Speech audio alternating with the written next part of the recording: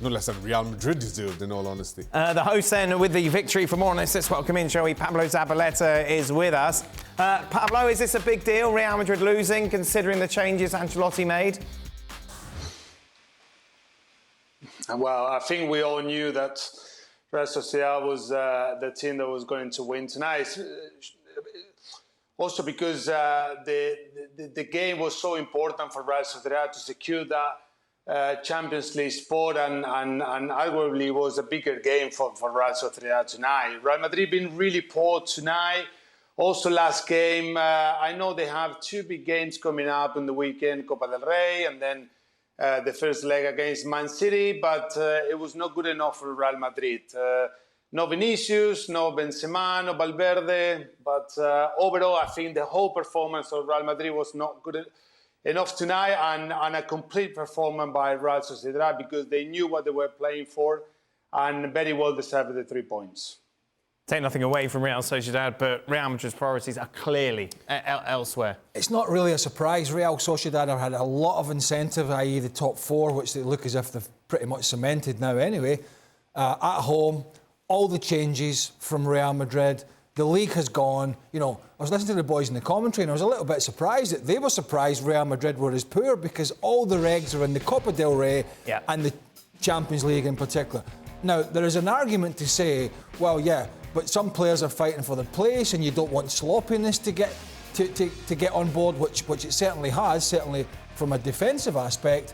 But it's hard, it's difficult, I think, when you're in that position as a player and that league has gone, to go in there and continue to perform at a high level when the end game is a different competition. And I think we saw that tonight, and we've seen it. As soon as the league has been out of touch for Real Madrid, we've pretty much seen it domestically. I mean, there's been the odd good game, but I was not shocked. You make changes, you're thinking about Copa del Rey on Saturday, you're thinking about Man City, fringe players come in, and you go to a more than decent side in Real Sociedad in San Sebastian, and you play poorly. Not a shock. And you could say, well, how is this going to affect Real Madrid's momentum? But they've shown us in the past that when it comes to big games, they are more than capable of lifting themselves up. I think that's just the point here. For most teams, you say you can't just switch on and off your form, and especially with everything to come between now and the end of the season. But Real Madrid, more than anybody else, has shown us consistently that somehow they can. Even during games, Real Madrid find a way to win games when they don't play well. So that is not as big a concern for them, or at least history would say as much. They do have a big week to come. That would be their focus. They're going to finish top four. They're not going to win the league. So you take this one for what it is, and it's not an awful lot, not a big dent in their season. But I was bitterly disappointed with Real Madrid. But again, that's not where they'll be judged. I know Real Madrid have got a lot of pedigree when it comes to the Champions League, the European Cup, Pablo. But when it comes to form, leading up to this time, the performances that we've seen, Manchester City, your old team, really should get it done, shouldn't they? They're big favourites according to the bookies, but it's difficult to come up with an excuse if they don't get past Real Madrid, apart from the fact, obviously, there's so much experience in the side.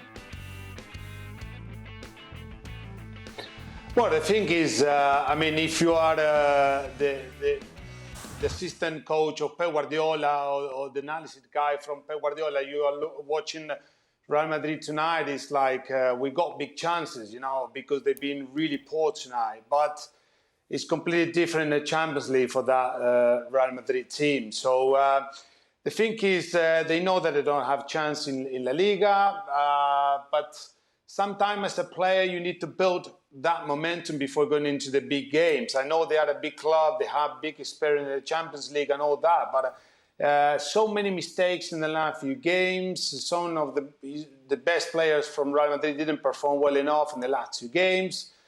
I don't know if I'm a Man City player or I'm part of a coaching staff or as a fan and all that. When I see that performance from Real Madrid, of course I would like to see Haaland scoring a hat-trick or Man City smashing Real Madrid, especially in the way they've been playing. But you have to respect Real Madrid because then in the big nights in the Champions League, of course, they won't perform like that because they have no chance against that Manchester City side. They'll get outplayed by City, right? That's a given. As they were last year. Yeah. Both games, City will outplay them. They'll outplay everybody in this competition. The big question is the exact same as last year, and now obviously they have an Erling Haaland on board, is that if City are wasteful and Real Madrid have that Champions League bit between their teeth, that we know they'll have it, right? We know that. This will not even look anything like the Real Madrid side that takes the field for the City games. They will punish you if you don't take your chances. They will punish you. They will find any weakness defensively with Benzema, with Vinicius, with Rodrigo, with Valverde. They'll find it. If you don't kill them off, they've already shown that. And so, I get it, City are favourites and blah, blah, blah. But I don't think there's any other side can turn it on and off on big occasions like this current crop from Real Madrid. Mostly with teams, I'd say, nah, they're coming into this in bad shape. These players, this manager, this club, just sort of, it puffs their chest out and they go, this is what we're about. And so, if City are wasteful, it's going to be a hell of a 2 games. Meanwhile, Pablo, we haven't had you on, obviously, since Manchester City demolished Arsenal and are now very much favourites to win the Premier League. Arsenal winning earlier today, but still, your boys can do it again, aren't they? Yes, I think so.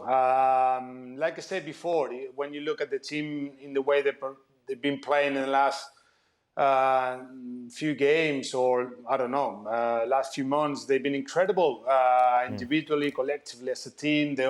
All of them at their peak. I mean, Haaland a great moment. Hopefully, nothing serious with Kevin De Bruyne. Gundogan defensively, the team is really solid at the back. Kanchi, the new signing.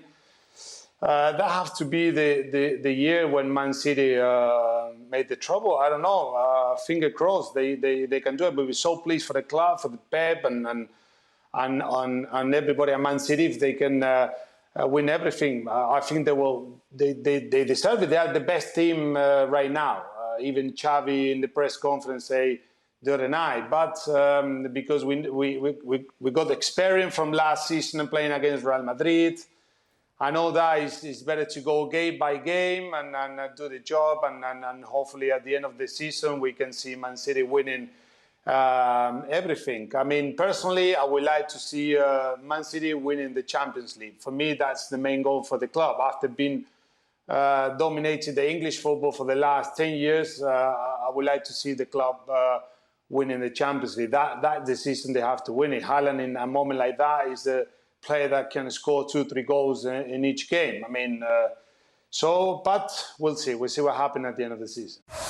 Well, thank you very much for watching ESPN on YouTube. For more sports highlights and analysis, be sure to download the ESPN app. And for live streaming, premium content, and let's not forget as well, ESPN FC 7 days a week. Subscribe to ESPN Plus.